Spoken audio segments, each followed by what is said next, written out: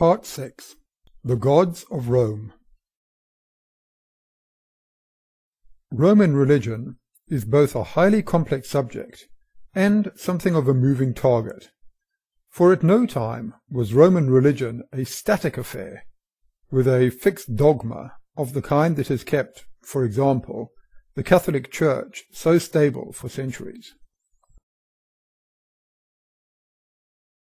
In Roman religion, gods came and went. Some gained large followings, and others quietly dropped off the calendar.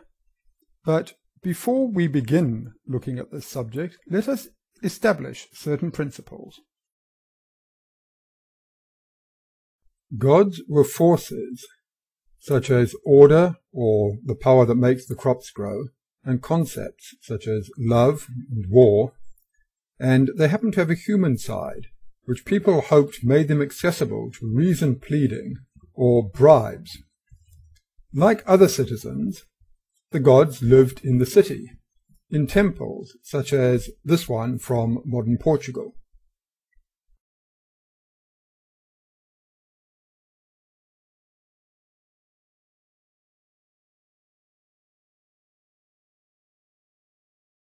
The gods received their dues from the populace in return for protection, which they provided.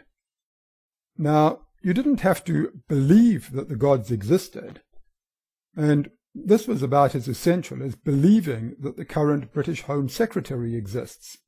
That is to say, provided you pay your taxes, he'll do his job whether you believe in him or not.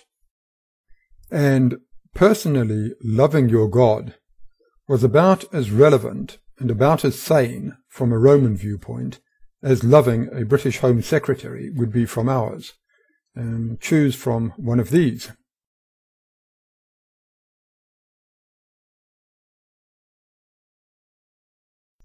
Roman gods fell into three main categories. First, there were the de indigentes, the original gods of Rome.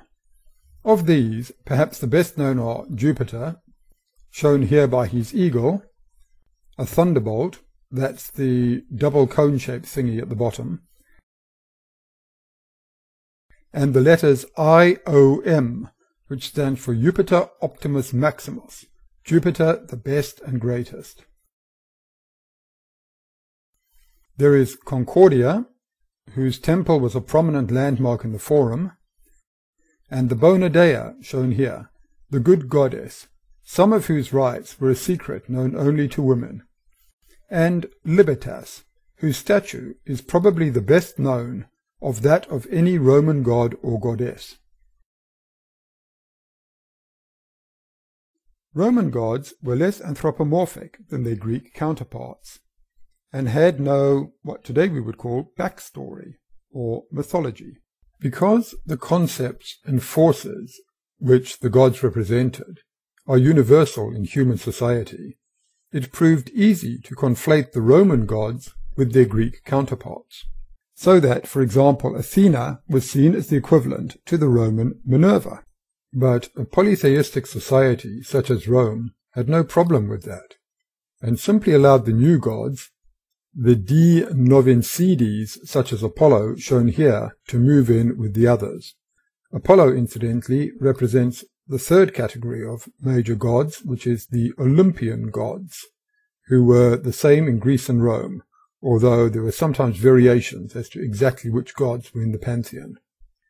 In later years, it was felt that the current gods of Rome needed protection from the mass of newcomers, so new gods were asked to take up residence outside the Pomerium, which is Rome's sacred boundary, shown here in red.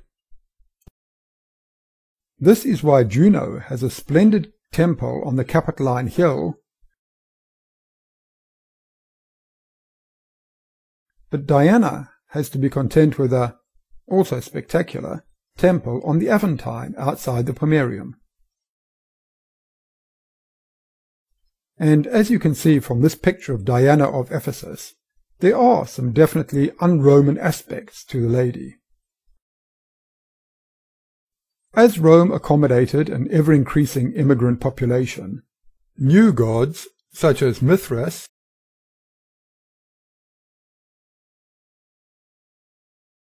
and Jehovah gained large numbers of followers.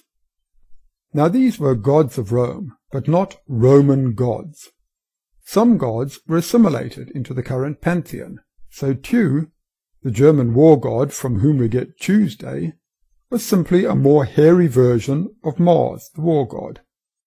The Romans had no problem with the worship of almost any god whatsoever, but they tended to get very annoyed if such worship interfered with the rites and sacrifices of the gods whom they felt protected Rome and her empire. The Jews were both numerous and well organized, so a compromise was made with them, whereby the Jews sacrificed to their god for the protection and well-being of Rome. But the militantly monotheistic Christians vehemently attacked the gods who the Romans felt protected their city, and this conduct was seen by the Romans as intolerant, unreasonable, and indeed treasonous. The sad upshot of this cultural clash often ended in the amphitheatre. Christianity was in many ways a radical reinterpretation of what it meant to be religious. Consequently, it is harder for us today to understand the Roman approach to their gods, and this has led to the belief that the Romans of, say, the late Republic were either cynical, superstitious, or simply didn't care about their religion. What we should instead consider it is basically a very different system for interacting with the divine.